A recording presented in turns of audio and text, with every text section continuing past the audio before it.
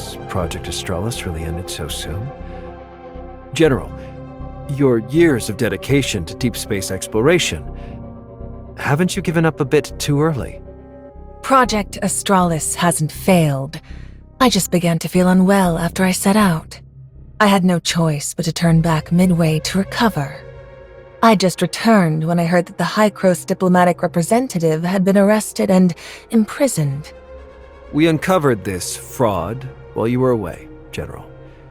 Since you aren't feeling well, I'll arrange Helix Bio to give you a checkup. That won't be necessary. The air in the Brighton zone is so fresh. I started feeling better the moment I got back. Brighton Prison is under the Hope Fleet's jurisdiction. Now that I've returned, I intend to conduct a thorough investigation into this case. After all, even Anchor Infinity was swindled, so this is no small matter. Mr. Rafa. I'll be taking the prisoner now.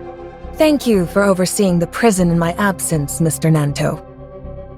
You've been juggling countless responsibilities. Please take this opportunity to catch your breath. Please coordinate the remaining handover with Alexander. 25925, you're coming with me. I'll interrogate you myself at Hope Fleet headquarters.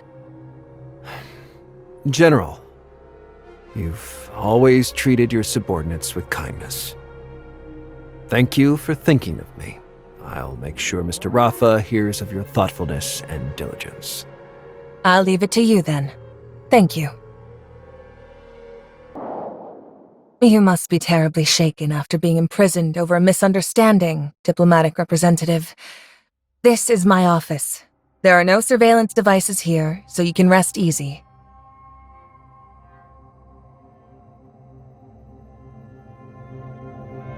Yes, that's me.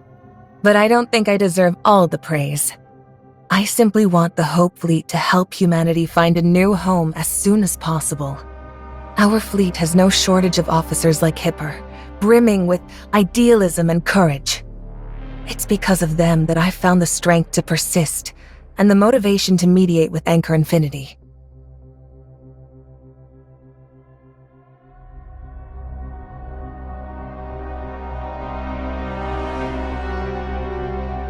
Nanto is young and hot-tempered. As far as I'm aware, all of this was his own doing while Mr. Rafa was unwell. Speaking of Mr. Rafa, I need to go apologize to him. After all, I wasn't able to carry out Project Australis, which he supported despite everyone else's objections. I'll also help clear up the misunderstanding between you and Nanto. Rest assured, I guarantee that all scheduled diplomatic negotiations and events will proceed as planned.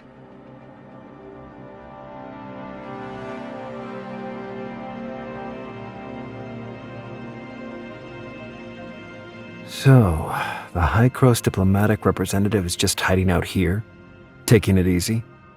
They've been in and out of the brain interface room countless times this week, and having just gone through a major battle, it's perfectly normal to fall asleep after finally relaxing.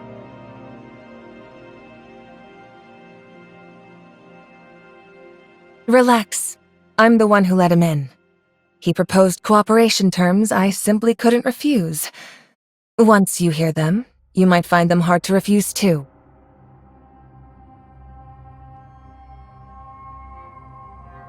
Cooperation has never been about shared ideals, only shared interests. You want to find Bagus, and so do I. You can't stand Rafa, and neither can I. So if he's in danger, I'll do everything I can to help him.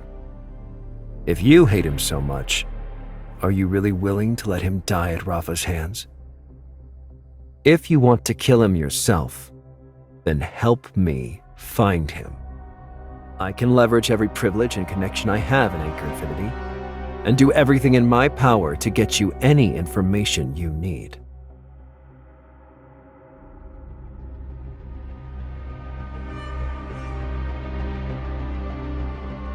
This is no time for joking around.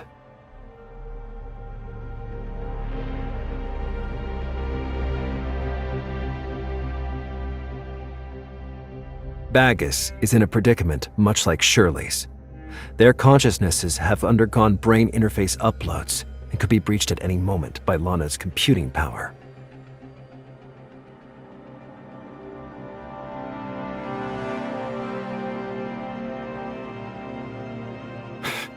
Now is not the time to be playing the enemy of my enemy is my friend games.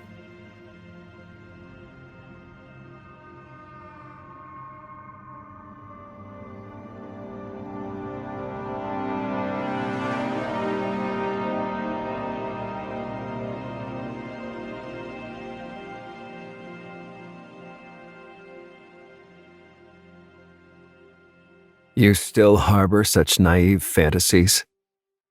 Think back. Who framed you and had you thrown in prison? Smeared you as a fraudster, kidnapped Shirley for experimentation, and used you to murder the homecomers?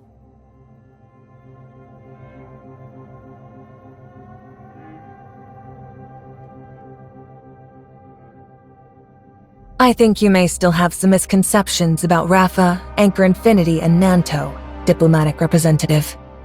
I didn't get a chance to mention this earlier. I only made it to the prison in time and saved you from Anchor Infinity because of an encrypted message from Nanto. He's the one who sent me back to vouch for you. I'd say that's more than enough to demonstrate his sincerity. And don't forget, without my support, you can't verify your identity, let alone negotiate with Rafa. Before you were imprisoned, Rafa had already cut off contact with Ida and sealed the passage you used to get here. Right now, you need to calm down and think about how many options you really have left.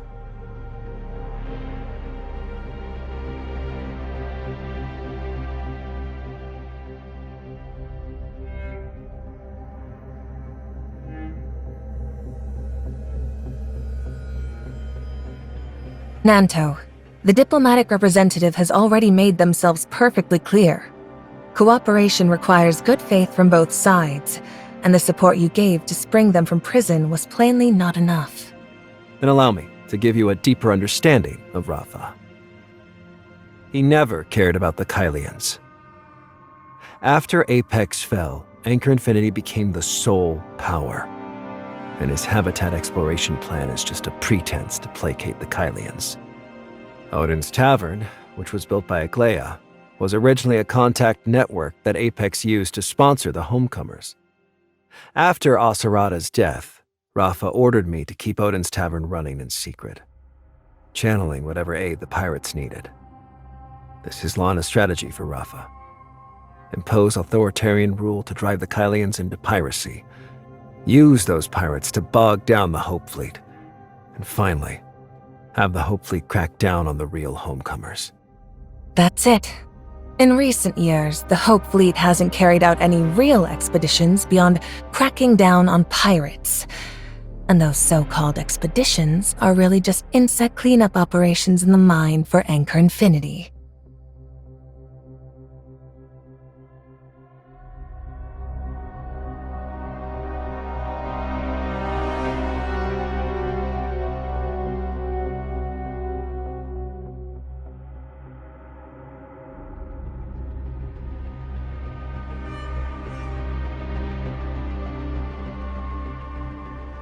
You can really pull that off?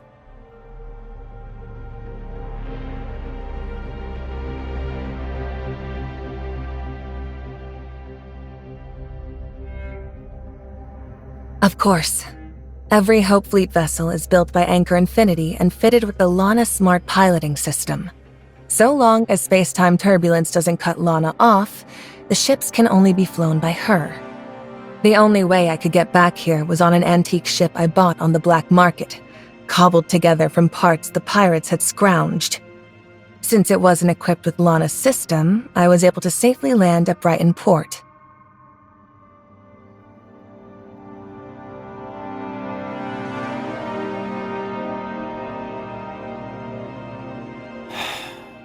What's your plan then?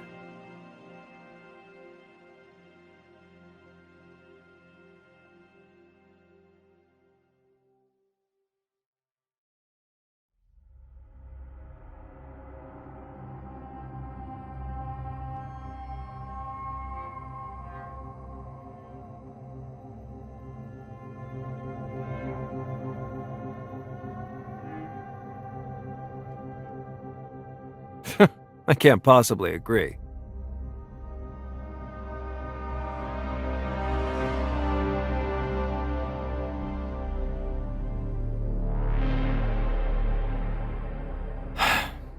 If you help me rescue Bagus, I guarantee I'll be the one who wins next time.